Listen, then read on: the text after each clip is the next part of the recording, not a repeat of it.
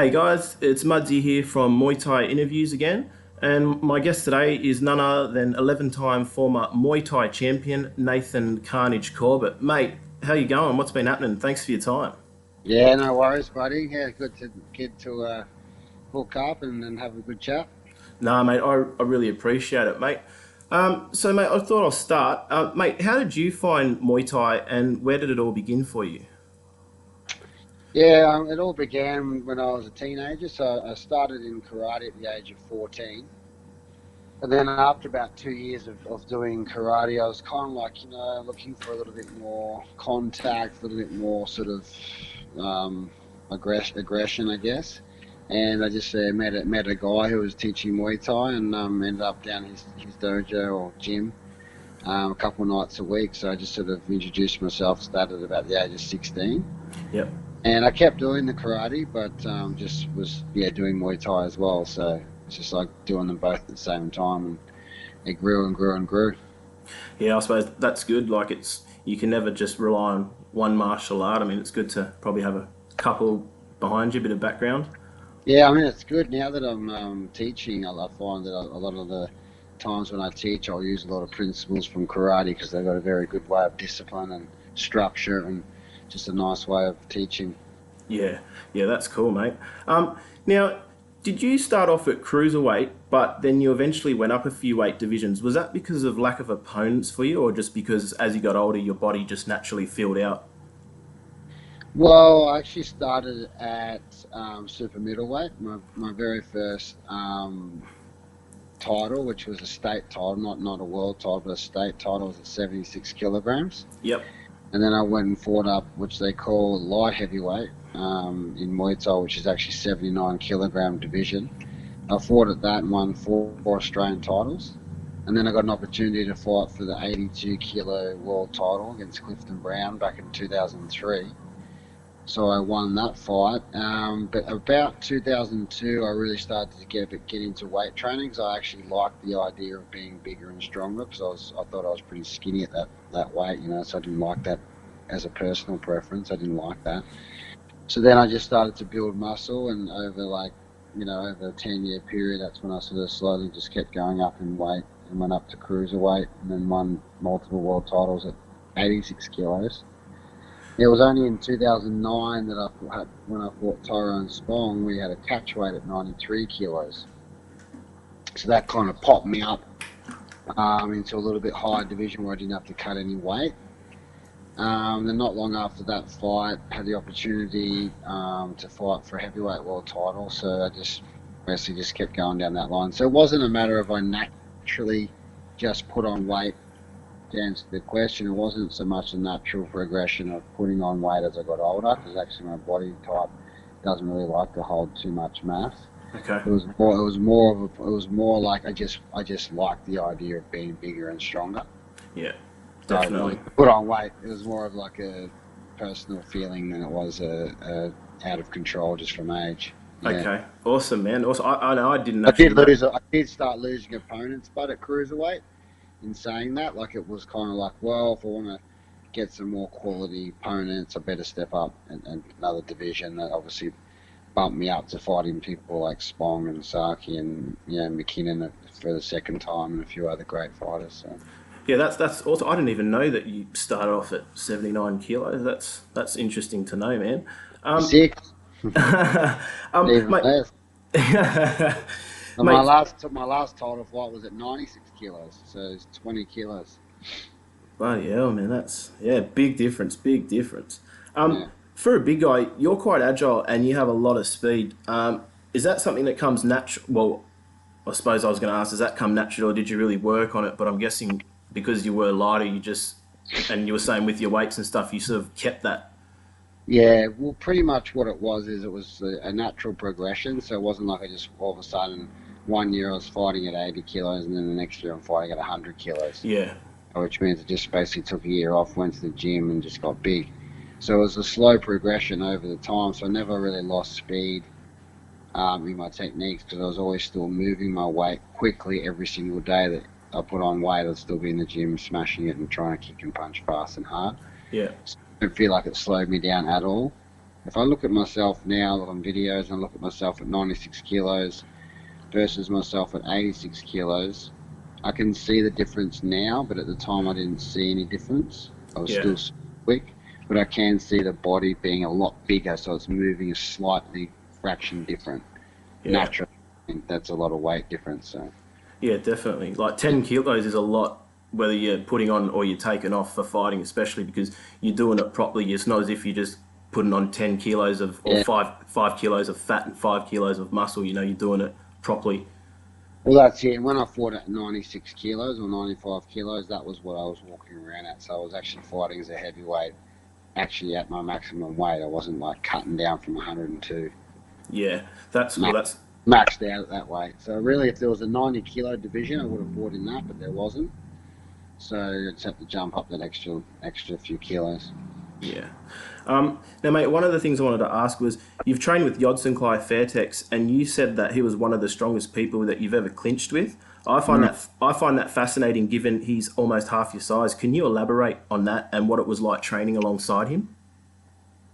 Yeah, you know what it comes down to is like they just, I think, because the age of whatever it is, let's just say 5, 6, or 7 years of age, you know, they start clinching each other, and they just get strong in that actual movement. It's like any guys that does jiu-jitsu or wrestling or anything, that's just where you're actually holding each other and being in that position long enough. You get just strong naturally without trying to say, you know, like his maximum bench press would be half of what I could lift, but then his ability to hold on in the grapple and be super strong is you know, probably double, because it's something that they practice, you know, for like, you know, 20 years, I guess, because he's been around a long time. Clinching certainly wasn't one of my biggest games, and I didn't really spend a lot of time, you know, like with people hanging off my neck every day. I was more of an aggressive sort of elbow striker, where if they come in close, I was peeling their arms off and putting elbows in them. Yeah. So I didn't spend a lot of my career in the clinch. But probably actually one of the most embarrassing times was in 2005. So that was because I didn't go to see Yodson quite until 2013, 2012. But 2005, I was in Calcium Rit gym, Oh, yep, yep. and these guys were even smaller again. They were like 60 kilos, 63 kilos, and I was back then, I was fighting 86, so I was probably about 90 kilos. And they were just throwing me around like, just throwing me on the floor. I could literally pick them up and throw them over my head. But that's not the technique, is it? You know what I mean? The type. If I just stuck to the rules, which was grappling, I was just like, bang on my ass, bang on my ass. Like, yeah, man. And one of the Thai trainers sitting there going, Falang Mot Lao, Mot Lao. Oh, I don't know, they just laughing. But anyway, I just get back up and kept going. But, you know, but in 64 fights that I had, no one ever out-clinched me in a fight or took me and threw me on the ground. So, you know, I think it was more like, I'm not a master at clinching, but I know how to use it when I'm really fighting. When it comes down to, okay, well, if you want to grab me, that's fine. I'm going to be elbowing you in the face. Or Yeah. you want to come in close enough, I'm going to be punching you as hard as I can, or these kind of things. So I always say that if you took me and you said, okay, all you can do is clinch, like, you know, like say jiu-jitsu, where there's no strikes. Yeah. Jiu-jitsu guys are going to tap each other out. As soon as you get a punch there, you know, the guy might get knocked out. So if you say, okay, it's a grappling world title, you can only clinch, I'm like, I'm going to lose for sure. But if you're saying it's a fight, I said, I'm going to win. Yeah. You certainly won plenty of them, mate.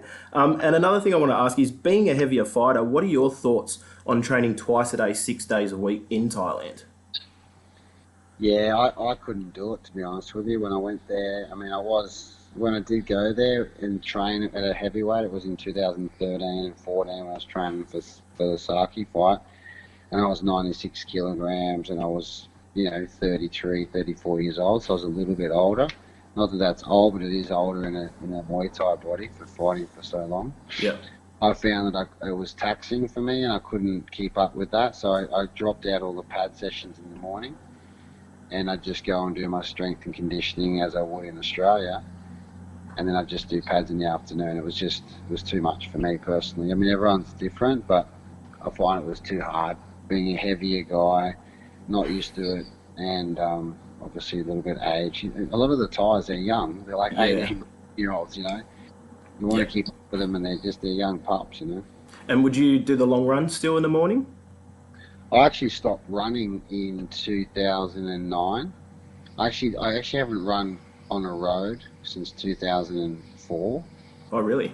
I went from 2004 to 2009. All I did was sprint training. I gave up Okay. long distance. It was giving my body, it was wearing my body down. Yep. I just do sprints and power and really explosive stuff. And then in 2009, I had 2 hip surgeries, and then I tried to run again, and didn't really work so well. So it was 2009, 10, 11, 12, 13, 14. I didn't run at all. Yep. I just did like plyometric, sort of conditioning and sort of high heart rate exercises that get your heart up there like a fight, but not out there sort of stomping on the pavement. Yeah. Okay. Mate, and one thing I wanted to ask you, you mentioned on that you didn't have to really cut weight when you got heavier. Recently, the Muay Thai community lost a young female fighter due to weight cutting. What are your thoughts when cutting weight and how to approach it?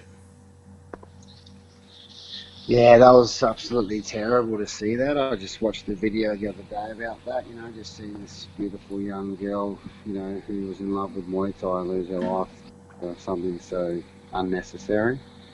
I'm really not disappointed in the sport. I'm just disappointed in that at these young ages, these kids are trying to cut weight. Like I've seen it for a few years now. Like these young teenagers, like having to make a weight division. They're trying to cut weight. I'm like, they're trying to grow. Like seriously, like when you look at young men and stuff like that, like they don't stunt their growth. Like they're trying to grow. Like feed them, grow, make them powerful, strong.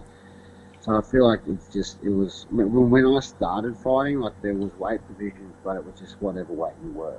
So Yeah. you had to got to that extreme. And I just feel like in the amateurs, like it's not necessary. I think there should be 2 rules for like amateur and professional. Professional, I can understand if they want to cut weight and have a little bit more of an advantage and an edge because it's a business, it's making money, and hopefully, if you're a professional, you might be able to seek a lot more better help when it comes to cutting the weight the right way, like they do, say, in the top level guys in the UFC. They're all cutting like 20 pounds and stuff. But yeah, to sort of eliminate that, I reckon there should be a rule for amateurs where there is no weight cut. Yeah. I agree And with that too. yeah, because they're focusing on trying to fight, but they spend the last 4 weeks just trying to cut weight, and they don't even focus on what they're trying to do, which is becoming skilled at fighting. So a lot of their energy goes into cutting weight, becoming fit, as opposed to like learning how to be a warrior and train to fight. Yeah. They get lost in that, and then unfortunately, yeah, it happens. Yeah. That's No. my on it, but I just think it needs to go back to like the old way, which was when we were amateurs. We just, you just rock up and whatever you weigh, you weigh. Like you might be like a kilo or two, like 2 kilos. Anyone can lose 2 kilos. Yeah. When you No. start going 5, 6, 7, up to 10 kilos, it's not good. That's cool, man. Thanks for your input on that. I appreciate that. Um, Now, mate, I'm keen to talk about a couple of your fights. Yeah, You've had 2 absolute wars with Steve McKinnon, one in '06 and one in 2012, yeah. which you both won, and they were both hyped up as grudge matches, especially the second one. There was a bit of bad blood between the two of you. Is that something you're willing to elaborate on? Yeah, no problem at all. Look, the main thing I've discovered, um, since retiring from the competitive fighting arena is that grudge matches are based on. Sometimes they're based on a personal, vendetta or vindictive, or whatever it is, the word for each other. But most of them is based on the fans. Yeah. A lot of the problems that Steve and I had, especially back in the day, was obviously he was the top dog in Sydney and I was the top dog up here in Queensland, and it was like, okay, let's get these 2 boys to fight, and blah blah blah. Both of us were world champions in different weight divisions, so we had that fight and we won. But leading up to that fight, he had so many fans, and back then there was a lot of like online sort of, Keyboard warriors. keyboard warriors. I never went on that shit, but anyway, there's a lot of keyboard warriors back then, and they'd get on there and and they'd start causing this riot, Yeah. which is basically like the hype what they're trying to do now for UFC, but it's different. So it's like all these keyboard warriors will create this real hate for each other. Yeah. Okay. So I was happy I was happy to not like him and hate him. That was fine because I don't really care to like my opponents too much, because I'm going in there to go into battle. But I'm not disrespectful, but I just got to do what I have to do. Yeah. So basically, the fans created the hate. Okay. And then from there, we had the first fight, and I got the victory, and then they always felt a little bit like hard done by because the fight got stopped due to too much blood damage and whatnot, and they always was like, oh yeah, well, we cut Carnage, we're the only ones that ever cut Carnage and all this kind of shit.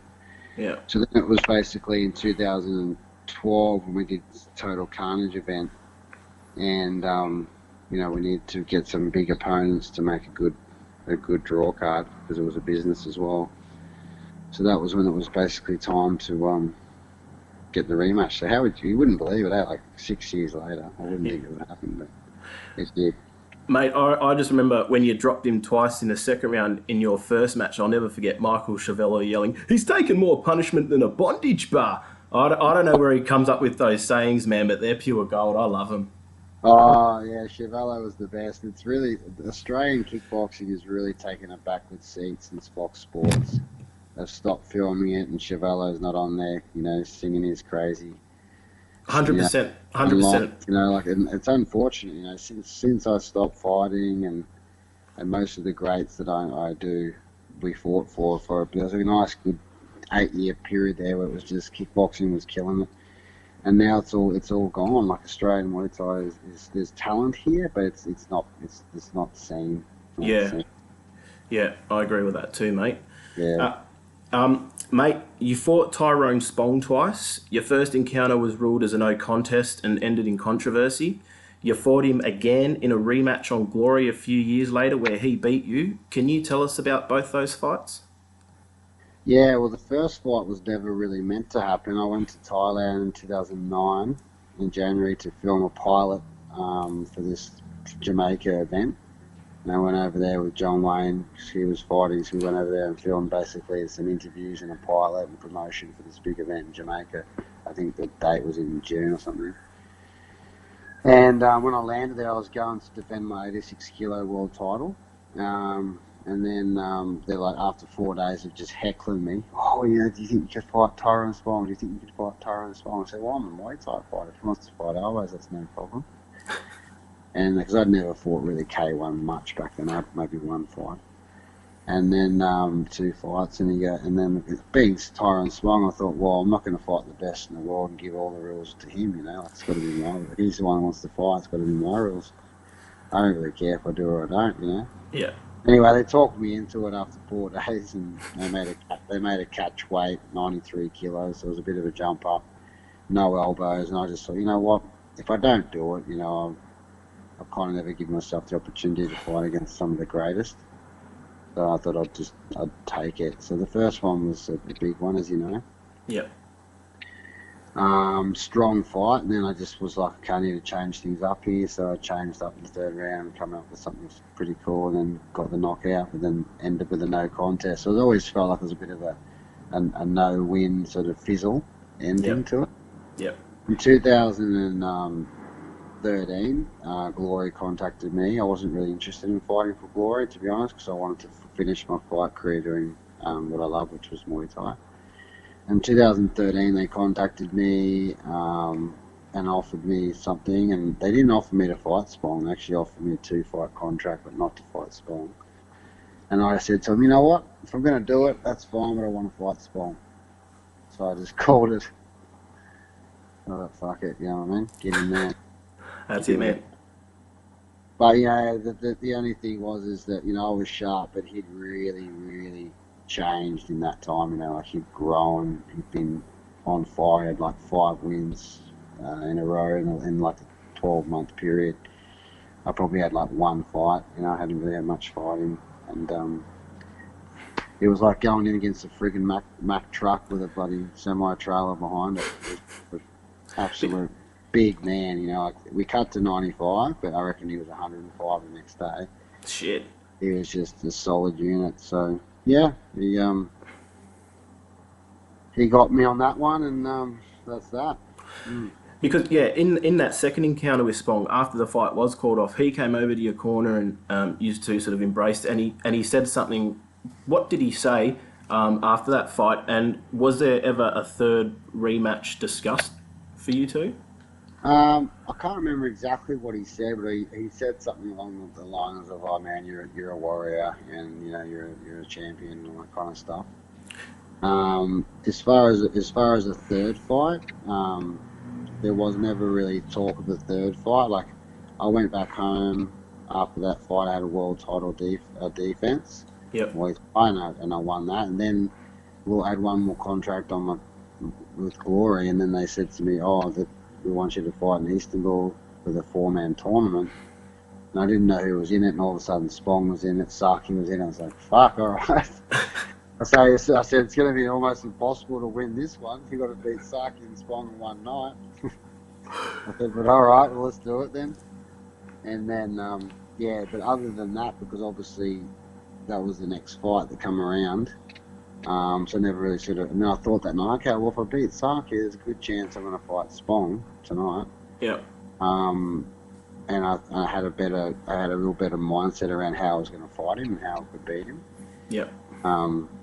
But I never really went that far ahead in my mind. I had to get through Saki first, and then unfortunately, never happened. It was a strange night because my ear got ripped off. I couldn't continue. Then Spong broke his leg, and then all three of us never fought for glory again.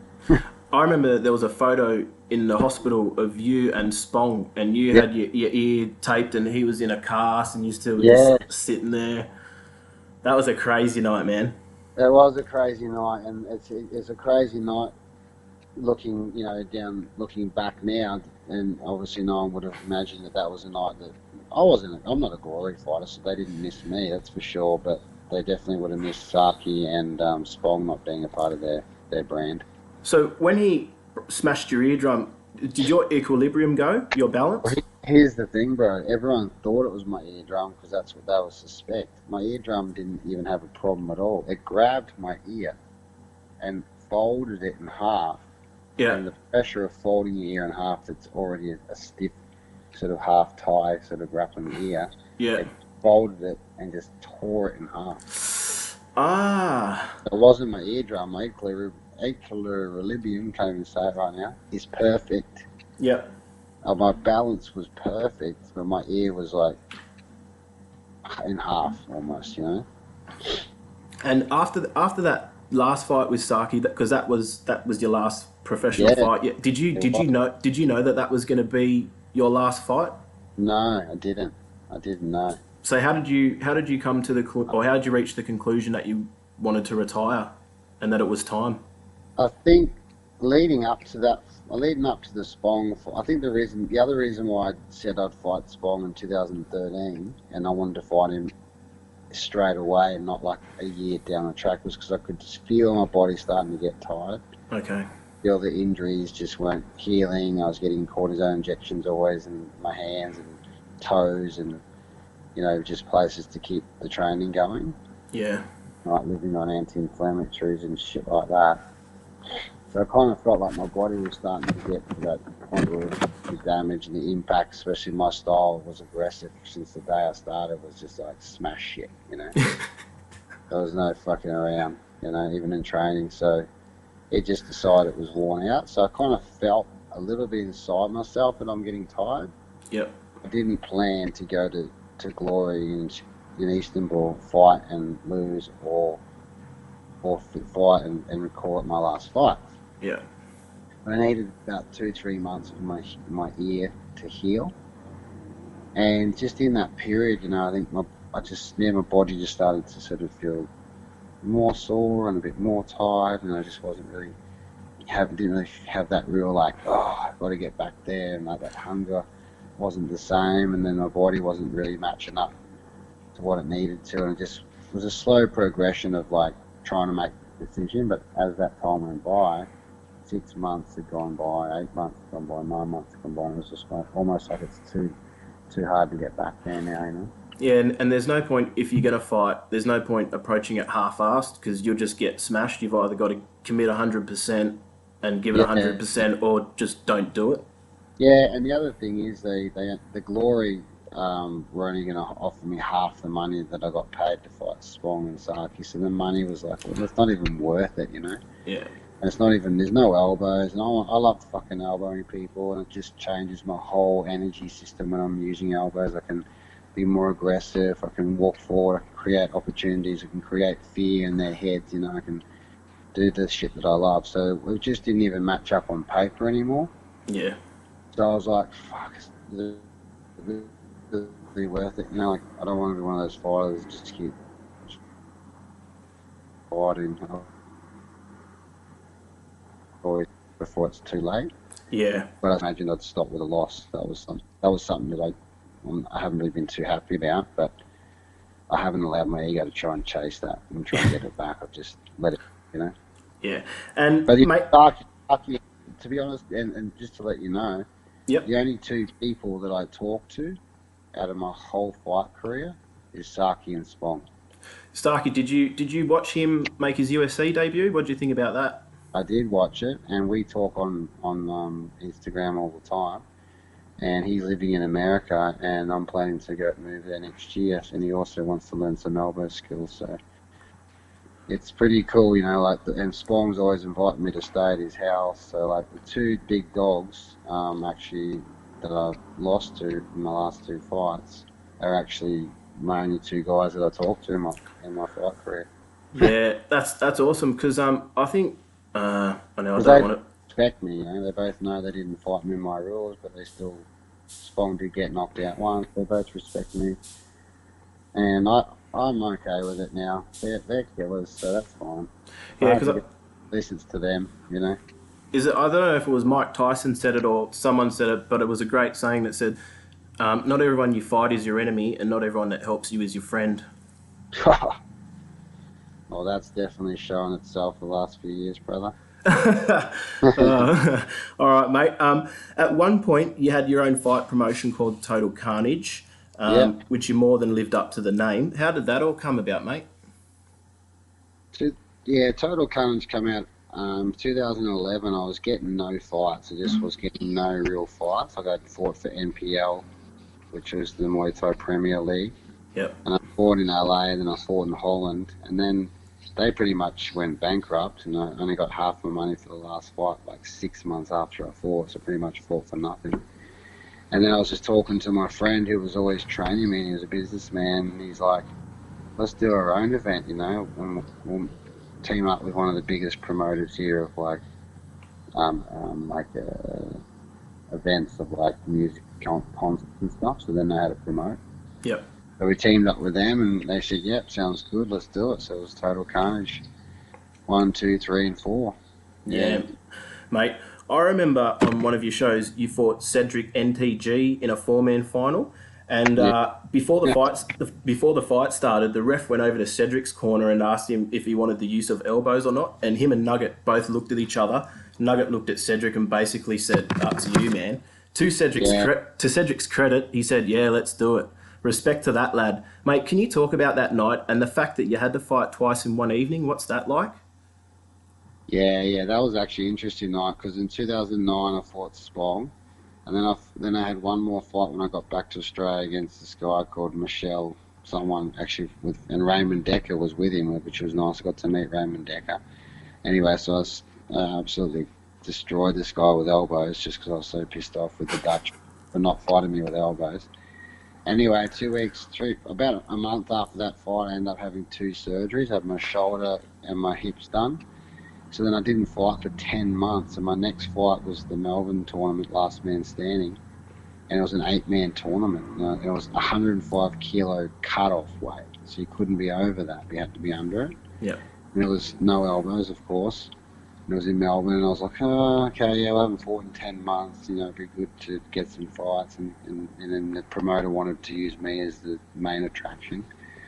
and my name. And he used some good fighters. He had Paul Sawinski, he had Steve McKinnon, you know, had a couple of good big names and a few good undercard fighters that were like getting their name in Australia. Yep. So I said yes, put my hand up, and I ended up getting to this first fight, second fight I won.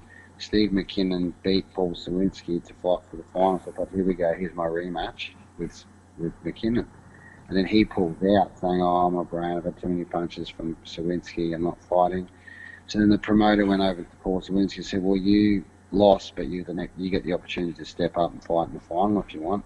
Paul Sawinski's like, nah, I'm too tired, I'm not fighting. So then Cedric, he lost his first fight, so he was pretty fresh. They said, well, if you want to step up, you can jump in. He said, yeah. But I said to everyone at the weigh-in, I said to the promoter, Tarek, I said, if it's in the final, can we fight with elbows? Because it's K1 rules. But if we get to the final, it doesn't matter, right? Yeah. And he said, yeah, if the opponent agrees. But instead of asking them out the back, he put them on the spot in front of the TV crew. Being Tarek Solak that he is, like that. And Nugget being so proud of being a Muay Thai coach and being from Queensland, so Cedric had no choice but really to say yes. And I used to spar with Cedric about a year before this happened. Yeah. So I already knew how to beat him. And then when they threw the elbows in, I went, oh, fuck, all right. And I remember looking at him in the round 3 and I could see his eyebrow almost falling down. Because I'd cut him that bad, and I just said, bro, I just put my hands up like, brother, don't worry about it, you know, like, just stop. And he just went, no. So I just was like, all right, let's go. I just kept hitting him. So, yeah, unfortunately, I don't know what happened, but a few months ago, he passed away. Yeah, I heard that. I'm not too sure what happened either, mate. But yeah, I did hear about it. Yeah. I don't know how. Yeah, it definitely is, mate. Now, mate, I've told you some of my most memorable moments and fights of yours. What are some of your most memorable moments over your career? One fight that really sticks out to me in my career was in 2005. I got to fight at the Gold Coast Convention Centre where I used to hold the Carnage events, and I fought for the first WBC Cruiserweight World Title. It was the first night they actually let two world title belts up, which was Yodson Kai versus John Wayne. Yep. Yodson Kai won that night, and I fought Magnum Sakai from Japan. It was just one of those nights where I was just completely possessed and about not losing at all, and I just went in there and elbowed him, kneed him, and kicked him and punched him, and just gave one of my best displays at Cruiserweight and won the green belt. Yep. So that was definitely a memorable moment. The second one that sticks out to me was when I fought in 2007. I went to Sweden and I fought in an 8-man tournament, a 92 kilo cut-off tournament. And I fought 3 world champions that night and I won that, which was all kickboxing. But I won that as well in front of like 10, 12,000 Swedes. So that night being the underdog, I hadn't fought in like 6 months again, and I got this opportunity to go, so I figured, oh well, let's do it, you know. Yeah. I went over there and was kind of like respected, but a little bit the underdog because I was a Thai boxer. Yeah.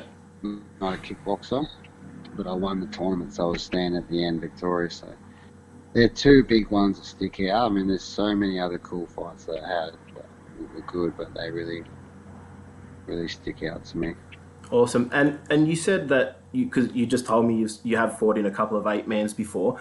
Yeah. When you're training, how do you approach that? Like, because you're potentially fighting 3 times in one night as opposed to training just for a single fight? Yeah, I mean, there's strategies, you know, around it. Like some people go, okay, well, we'll train for a bit, then we'll go sit down and rest and try and mimic like a tournament. Yep. You know, like, so what you can do is you can go and do 3 rounds in the pads, and then you got to go sit down, and then sort of come back and do it again. So there's certain ways, obviously, around it. I just sort of trained hard, you know. I thought, you know what, I'm just going to train so hard that my body's strong enough, conditioned enough that I just have to ask it to do the job again. You know, like, it's more or less what you do between the fights that's important. Like, you know, whether it's fuel or food or icing or recovery or keeping warm or whatever it is that you need, and keeping your body in a good state. Yeah. You just said then about food. What sort of foods would you eat? Oh, just the easy digestible stuff, you know. Like you just have like, you know, energy foods like bananas or Oh, yep, yep, back then I didn't do it, but you could eat like something like a sweet potato, which is, you know, a good carb that yep. has. So I'm just going to move into my room because the battery's running out of battery. That's okay, mate. Um, yeah, so, you know, definitely just anything that's not too heavy, but you're going to still get enough, you know, fuel in the body. Just to give you some energy, yep. Now, mate, one thing I Yeah. wanted to ask you is when you're fighting, how would you approach it from a mental point of view? Because fighting is just as much a mental thing as it is a physical thing. Yeah, you're not wrong. It is. It is a big mental thing, and the way I used to approach it was that it was something that I really desired to be, which was to be, you know, a warrior. I wanted to do that since I was young, and then when I get to the fight, well, I feel like, okay, I'm feeling, you know, anxious, nervous, afraid, whatever emotion you want to call it, Yep. and then I just say, well, I'm doing it anyway, so that's just going to happen no matter what. And then I would just be like, I'd take the mentality of like kill or be killed. It's either Yep. me or you. So basically, I've said that to a few young champions recently, like, and they said it really helped them. Where I'm like, you make a decision whether it's them or you. So when you make that decision, you go, okay, well, if you stand in the ring, you got your opponents on the other side of the ring. You're standing in the ring, you're looking across at them, and you ask yourself the question, okay, it's either me or them. If you answer the question saying, okay, it's them, no, you know what I mean? Like, you're never if going to say that, are you? You if know? you answer the question, it's them. You may as well just jump back over the ropes and get out of the ring. Yeah, I just walk off. So you're never going to answer the question saying, oh, okay, I'll give it to them. You know, you go, fuck, it's me, you know, and you just take that into the into your energy space and into your, you know, your mindset, into your body, and then go out there and do what you can. Obviously, sometimes, you know, you say that and you might get knocked out. Like, that just happens sometimes. You know, the brain gets hit from the wrong angle. It's happened many times. I never got beaten up, you know, in any of my fights. I just the ones I lost, I just got caught, you know. Yeah. Mate, you also write articles for Fight Mag. Is that correct? And how did that all happen? Yeah, Parviz is a good friend of mine. He's the actual owner of Fight Mac, Yep. and we've been friends for many years. And I always like to write stuff. So he just was asking me if I could write weekly. Yep. Tonight it hasn't been weekly all the time, but recently it has been.